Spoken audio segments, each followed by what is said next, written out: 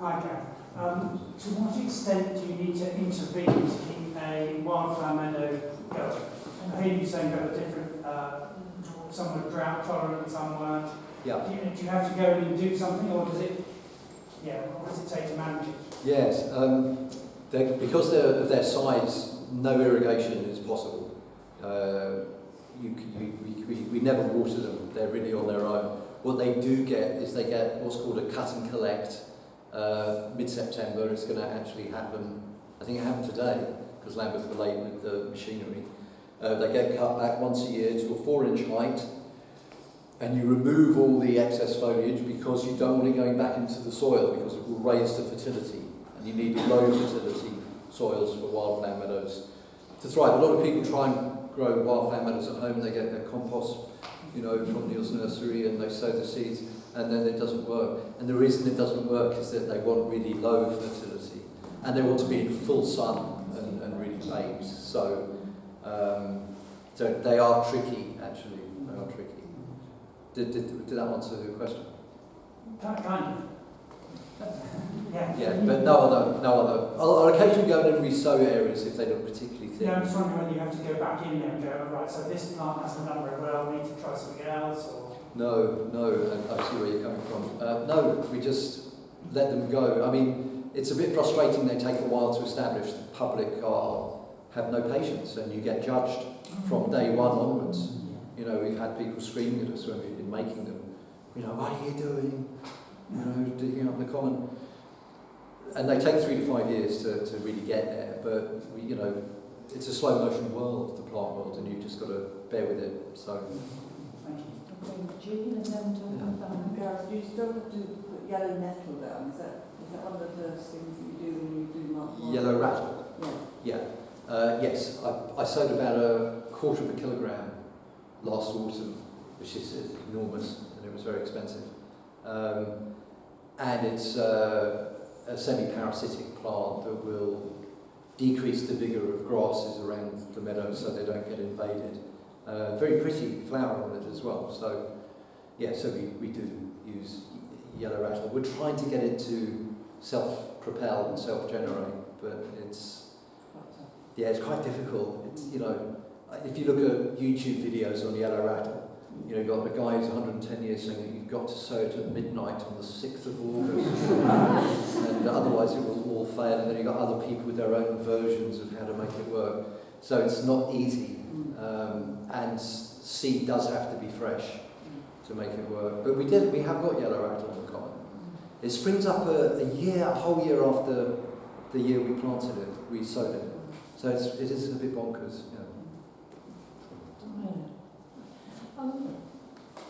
Thank you very much. Really interesting, really encouraging to see what can be done in a very dense urban area, in a green space. I wonder, you referred to Isabella Tree's book Wilding, and I wondered whether you're hoping to get to a point where you don't need to intervene and actually plant things yourself, where it will be just self-regenerating, because obviously they just left that place of 2,000 acres alone for 20 years, and just allowed whatever to happen. Yeah. Obviously, you haven't done that in this situation. Yeah. Can you talk about that a bit, perhaps? Yeah, for sure. I mean, it's one of the most inspiring reads I've ever had. But, we don't have 3,000 acres. We don't have the megafauna that can come in, the Tamworth pigs and the ponies and the deer.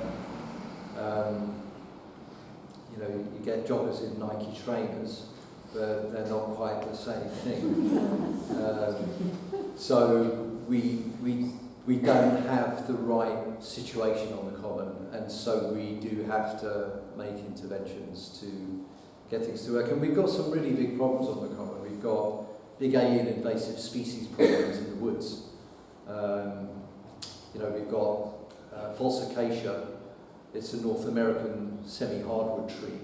There's suckers everywhere, and particularly if you cut it. And in Battersea, you can trace it back to the mothership, where Lambeth came in and cut the top off this enormous robinia, this false acacia, And then you have these, it's like the Sorcerer's Apprentice, every time you try and cut down a sucker, it just multiplies again and again. So we're looking to see if we can get a grant to try and help work, sort out what to do with that.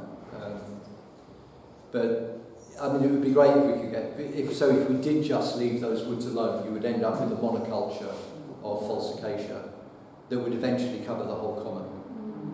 It is very fast growing, it crowns over our native shrubs and trees, depriving them of light so they don't flower or fruit. It's good for nectar, and it's actually quite drought resistant, false acacia, but so with Clapham Common we can't take our hands off completely, but we can in certain areas, and we have done that. Question. Just to thank you, because I have absolutely loved seeing what's happened, and it's literally brought joy to my heart when I cycled through it. So just thank you so much, because it's so sterile. And I'm just wondering, do you think this is going to inspire other commons, like Wandsworth Common, Wimbledon? Do you think, is this going to spread? I mean, Wandsworth Common's doing much better than Clapham Common anyway.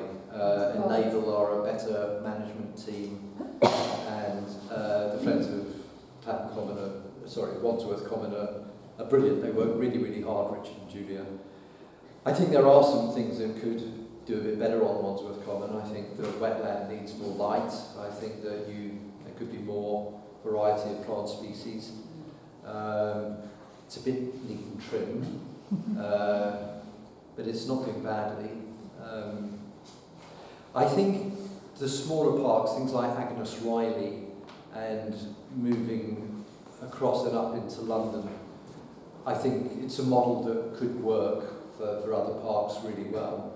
But it's trying to get your friends group to sort out the WhatsApp group, to manage the watering volunteers, and the people who have got the commitment. I mean, I said to Paula, who reminded me of my saying this, I describe myself as a gladiator sometimes, because my God, you have to be, really resilient and really determined to get these things through. You can so easily fall at the first hurdle. So it's not easy, but it's hugely rewarding. Can we just a question over here first, and then over there, three. Hi, thank you so much. It's absolutely amazing. This is a bit naughty of me, but I hijacked in your meeting to let you know we have a problem in Southfields. There's a private tennis club near where I live. There's a few hundred members and lots of money, and they've just been granted planning permission by the GLA to cut down 800 trees. 800? Sorry to bring the mood down. On protected capability land, which is held in public trust, in preparation for 37 tennis courts and an 8,000-seater stadium. So Wimbledon. Yes. The stadium is going to be bigger than the Albert Hall, and this is in spite of the covenant to prevent development. The covenant to prevent development. So please, can you come and help us and save Wimbledon Park? And can all of you have a look on Save Wimbledon Park website? I've been working with them for 3 years, and there's a huge amount of knowledge, legal and biological and ecological. Do you happen to know David Dawson? Very happy to. Why don't we have a more detailed chat after this? I just wanted to sort of hijack the meeting. I was surprised actually that the decision went that way. I didn't think it would. I thought it would go the other way. I think we have a very strong legal team, but somehow or other they found a way through. But there's still the covenant, which is separate to planning rules. Yeah. And I think, a bit like you were saying earlier, we're keeping it a bit under our hat. I don't suppose there's any LTC spies here, because the legal team are working hard on that at the moment. But if you go on, say, Wimbledon Park, there's a massive amount of information, a lot of it from Dr. David Dawson, which is really worth reading. He's an environmental scientist. And he's been studying the park for 30 years, all its bats and insects and things. Thank you. Let's talk afterwards. Yes. We'll catch up with you. We've got 3 questions over there. I think Sarah, and then find 2 more. Hi. Actually, I had a conversation when you were on the Common one time in the summer, and you were all excited about the idea of a corridor coming from Clapham to Wandsworth Common. gardens. Yes, And people having the opportunity to plant on their private yes. front garden areas or whatever. Can you tell us a little bit more about whether that's actually going to happen? Yes, we've been meeting with the Friends of Wandsworth Common and with Beautify Balham to try to work out the best way to move forward with this. But it's definitely in our plan is to try to make a connection through the streets, through the front gardens and through the back gardens from private residents, private domestic gardens who will make a few adjustments in their own space to provide a stepstone as our wildlife tries to move through. It got put on a hold a little bit because we all had a very, very busy summer, but I think we're just about to start meeting up again to see how to move it forward. We're looking at whether it's a leaflet campaign, whether it needs to be a website. So we're trying to just talk about the best format and the best ways in which to present it. So. And presumably use Nextdoor and networks like that so that people I'm sure it will, absolutely. Yeah. So it's still in development stage, but it is very much the plan, Right. isn't it? Okay, a question over there and then... Thank you so much. I don't live around here, but I look forward to coming in daylight and seeing all the work that you've done. It's a bit of a specific question. I wonder if you could just tell a bit more information about that initial meeting and how you managed to negotiate that triangle. Whether, I know you identified it as a section of land that wasn't going to interfere with, sort of commercial activities. But how did that first conversation look like? Were they quite willing? Did you have to come with this proposal? No, I did have to. Yeah, I had to do a full design of it on a computer, present it at CC Max management meeting to Lambeth Parks, to Lambeth senior management, to the trees team.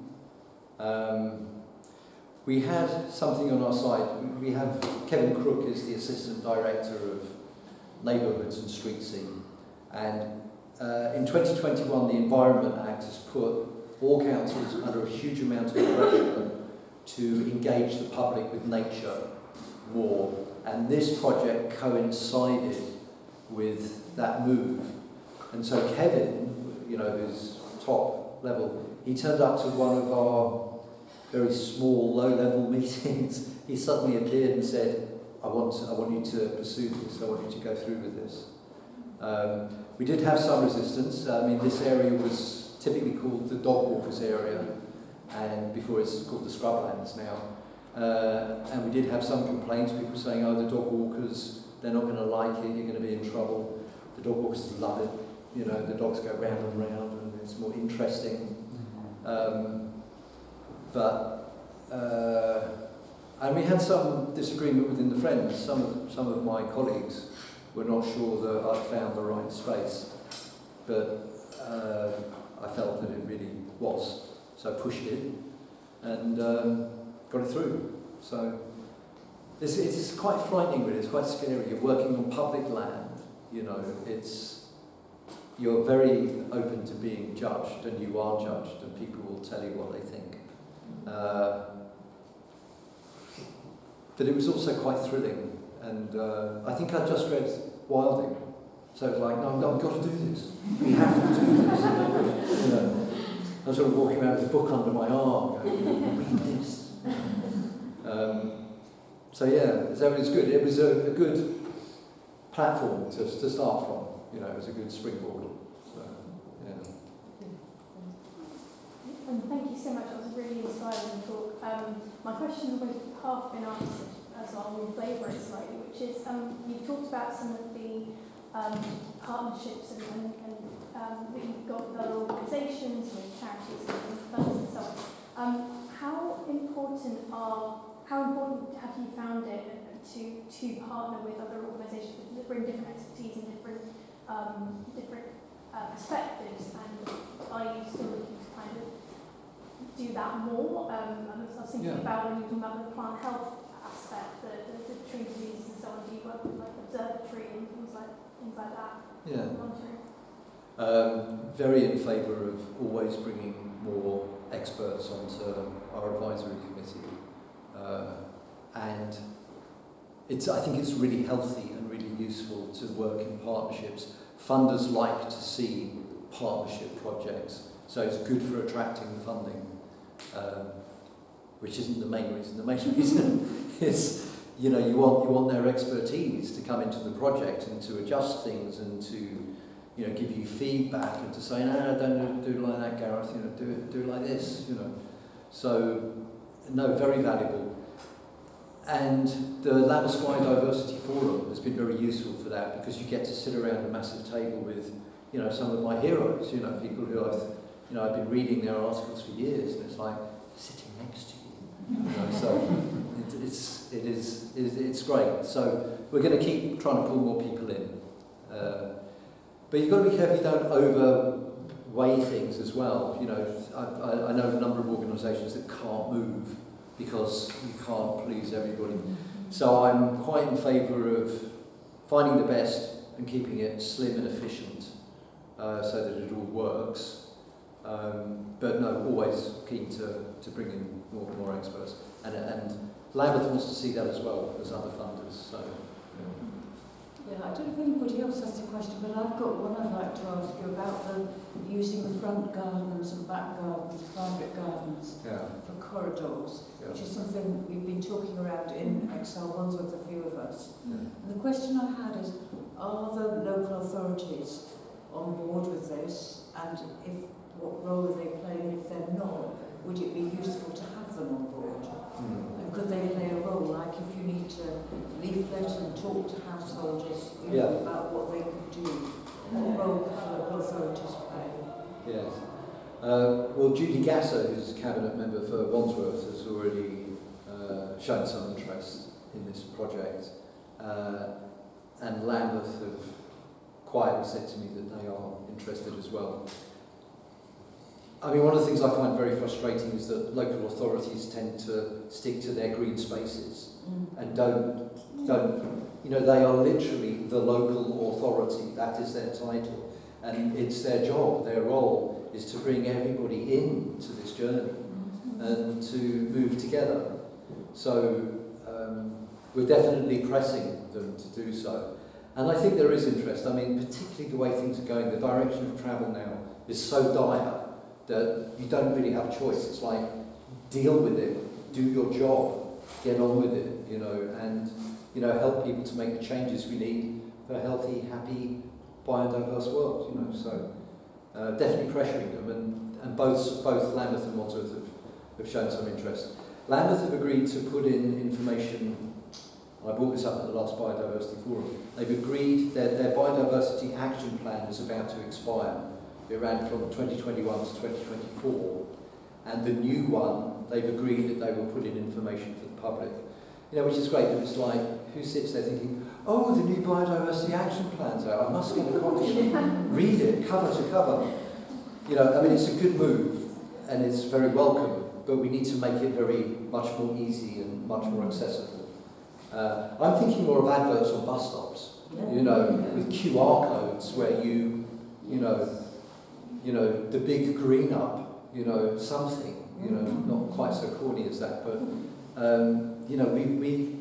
we need to be very clever psychologically, because it's very hard to get the public on board. We were talking before the meeting about everybody is so distracted and believes they have no time, and to get people to engage with this is, people think it's overly complicated and they can't do it, but they can. Okay, thank you. They're helpful. So one here, and then there. I think we've got another 5 minutes or so. Pat and It was just following up on that point about how we can, how we can use gardens, back gardens, front gardens, and so on. And I mean, one of the things that I get very concerned about is the increase in, plastic grass in gardens and so on.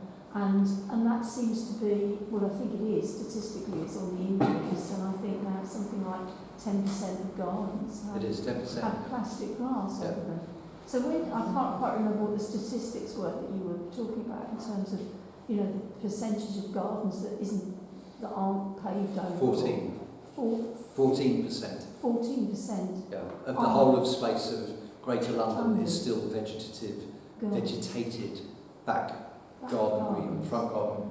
But growing presumably space. that's shrinking as more and more plastic grass is installed. Yes, it is. Which I've seen, happening on my own street. Is there a kind of legislative, because I did hear that, wasn't it in Wales, they tried to kind of make it illegal or through some bylaws or whatever? But in my view, it should be illegal. It should So come is it something we could be pressing for? I mean, We does are. it have to be a national thing? No, we Or are be a pressing local for bylaw? I work with the Truth About Plastic on this, and we're particularly targeting 3G pitches at the moment that come with rubber crumb inside them, which has just been banned now in Europe as an intentionally added microplastic. This government over here doesn't want to, neither Conservative or Labour want to stick their neck out and say, oi, stop it. It's a multi-billion-dollar industry globally. None of it's recyclable because it's all mixed polymer. And it's a farce, the whole recycling thing with plastics anyway. So it is a really big problem. And I mean, we think that it probably in time will be banned. I think it is actually decreasing in use. But for reasons like it now is known to decrease the value of your house. So people are saying, okay, well maybe not then. It's nothing to do with wildlife or, I did try that with my neighbours, but it didn't work. we don't fit it, we refuse to fit it, and I do my very best to talk people out of fitting it, but we won't work for them if they want it. It's a no-no, it's a red line. I'm just curious about what the pressure points are, because, if you had to apply for planning permission in order to put plastic grass down in your garden, it might make people think twice about it. But I mean, there's other complications with it, like it's covered in PFAS, per and polyfluoroalkyls are used as lubricants to extrude the grass blades. So although it's not part of the ingredients, when your new lawn is fitted, it's covered in forever chemicals, which your kids, are rubbing all over themselves, So, I mean, in my view, it should be illegal, but, we've managed to stop it being fitted on the common, but I can't get into, I've signed so many petitions to try and make it so. They get to about 40,000 and then they fall off. We haven't got to the point where everybody jumps on it together at the same time, and says, stop it. Sorry to interject with the book that I was mentioning to Jean about gardens. She says this one here, if you want sources for good information, it's getting too hot.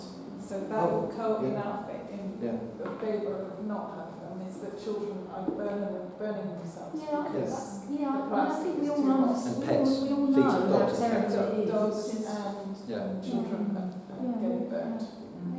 Not that that's what we want, but it will help the process. Okay, so I've got two more questions, and then, three more questions, and then we're going to stop. So 1, 2, 3. Okay. Adding to the points about front gardens and plastic grass and so on. Where I live over in Putney, there's a lot of people are paving over their front gardens, just obliterating anything, and maybe putting in a few very, predictable sort of boring shrubs that probably aren't pollinator plants at all. And the council doesn't seem to have any powers to stop this happening because it's on people's private land. How can council? I mean, this is an area where council should be trying to tell people, don't do this. It's preferable not to do this, trying to persuade them not to do this because of biodiversity benefits of not doing it. But they want the convenience of being able to park their four-wheel drive and then a lovely paved white area that's going to heat up like crazy. Yes. What do we do about that? How can we tackle that? That's a good question, a very difficult question to answer. I mean, planning will allow people to do what they want with their own plot, which includes digging basements underneath their own houses, paving over the areas at the front and the back, fitting plastic grass. The council, we live in a fairly liberal democracy, and the council's not going to be authoritarian and step in. But the kind of campaign that Caroline was talking about, where you start to bring the community with you, these are points that should be included in that, you know, very clearly and really quite powerfully. I mean, I see front gardens where there is not a single plant. You know, the whole thing. You don't actually need that much space for your vehicle. You know, but they've. You know, what worries me more is that people are frightened of plants. They can't be dealing with them. They think that they are needy. You know, they have to water them, and then they're going to drop leaves everywhere, and you know the pollen is going to stain my beautiful stonework, and you know, and they've got Latin names, which is really off-putting, and you know, it's really, people are, you know, I have noticed a trend with exteriors moving much more towards resembling interiors with design. People want the insides of their houses to go on into the outside of their houses, which means they want maybe plastic grass, a 4-inch border for their olive trees, you know, and just wide open space. They're just not thinking that, you know, 10 to 20 years from now, this is all going to be irrelevant, you know, completely irrelevant. You know, these box ticks that you're striving for, you know, they're of no consequence, you know. It'd be good, sorry, I can't help it, I was saying it'd be good to campaign against dropped curbs, so that would stop them. Yeah. The nuisance of people like me with dodgy hips. Yeah.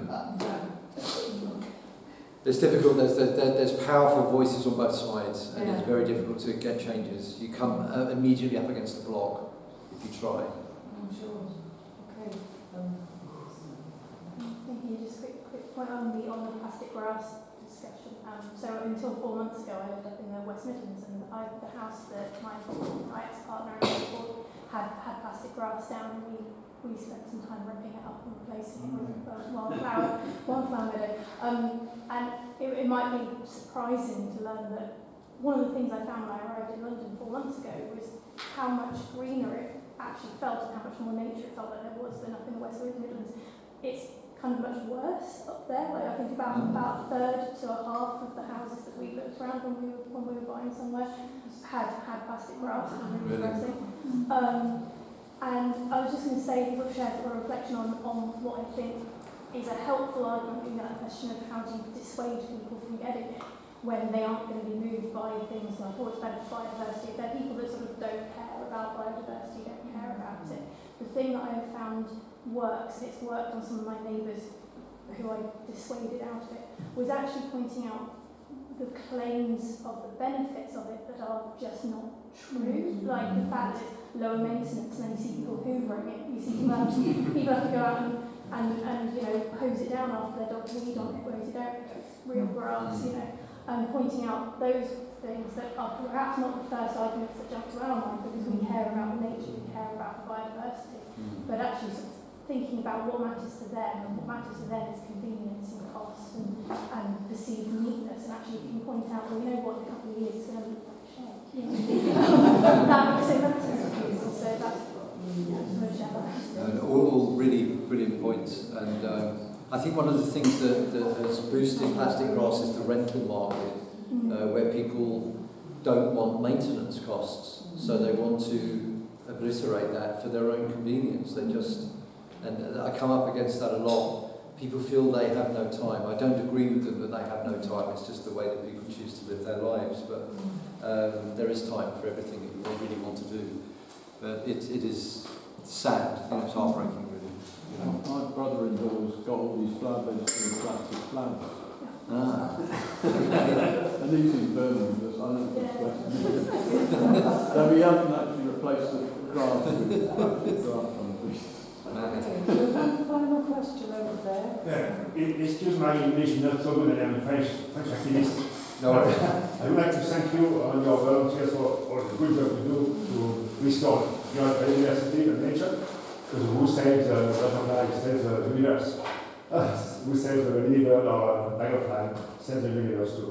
So, are you in LinkedIn, or do you share regularly information or experiences with other people with the same thing, so precious in other towns, in England and Europe, Paris, for example? Do you share information with other people doing the same so precious job you do? We don't specifically. We're a very small charity. We've got a website, but it's 3 pages long. We haven't. I mean, there's no time. You know, you're so busy doing the actual work. Yeah. But there are lots of information resources that people can access and that are shared resources. Butterfly conservation is a good one. You know. But in time, yes. I mean, we are recording this, and it will go on our Excel Wandsworth YouTube, and anybody else would be very, very welcome and encouraged to pick it up and put it on their own sites or share it.